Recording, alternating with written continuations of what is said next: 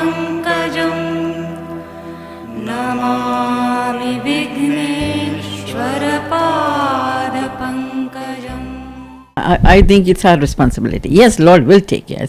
First we have to take care of it and He will help us. But I think it is important for education and then mixing with the other communities, explaining what it is that we do and what it is that needs to be done. Why all these Agama Shastras and various textbooks that have been written hundreds and hundreds and hundreds by rishis and stuff. So there was a meaning for it, how they worshipped, what it is that has brought us to this level. If you don't want to believe in idol worship, which is okay, that is also okay. But as long as you keep chanting the name of the Lord in any language, whatever language you go, I think that itself gives you the inner strength. And I think imposing upon people who don't have the strong belief in the beginning that they must come to the temple and that's the only place, I think that will dispel the whole thing. I think you have to let them learn themselves, let them also begin to realize there may be something here. Let me go and see what it is in here. As some of the people used to say, even our elders used to say, if by chance you are late, you can't go to the temple, just drive by the temple.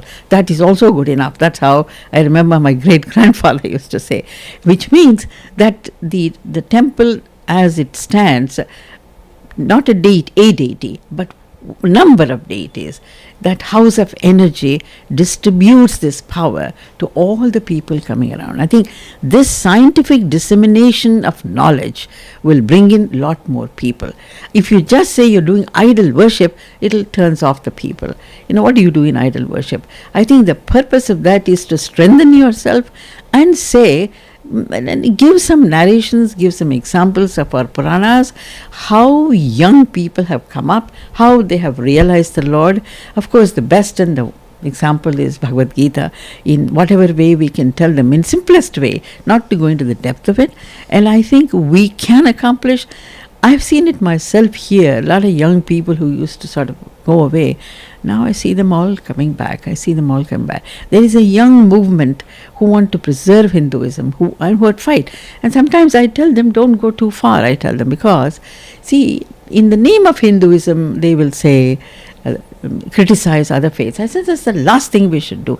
Our dharma does not allow that. You see, if I only respect you, then you will respect me. That's it.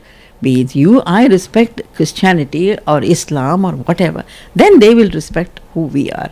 So I said, then you have to understand their faiths and tell them, come into our temple, we tell you how we do, and then we'll come to yours, you tell us how we do. So we live in a nice congenial fashion. I think if we can, if all the politicians can follow this, I think there will be no problem in this world.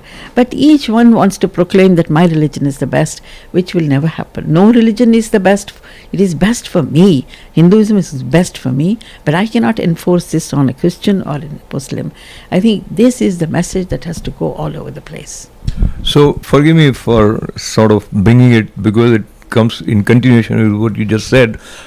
For example, if you come across a news coming from Pakistan or from some place where Hindu girls abducted, converted forcibly, but you don't want to say, and I agree with you also, we are not criticizing Islam, but at the same time, these kind of events need to be addressed collectively, and there should be a unified Hindu voice to speak for Hindus who are victims at whatever place it is.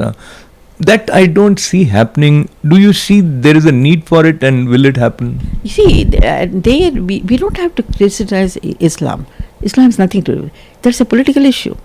See, when these young women who are being abused or whatever has happened, it is purely a political issue.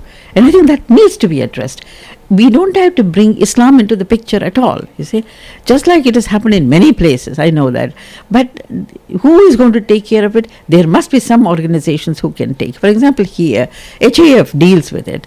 And I commend their service. I do commend their service because they are meant for it, you know. They are not mixing to say that Hindus are better or Muslims are bad. That's nothing to do with it.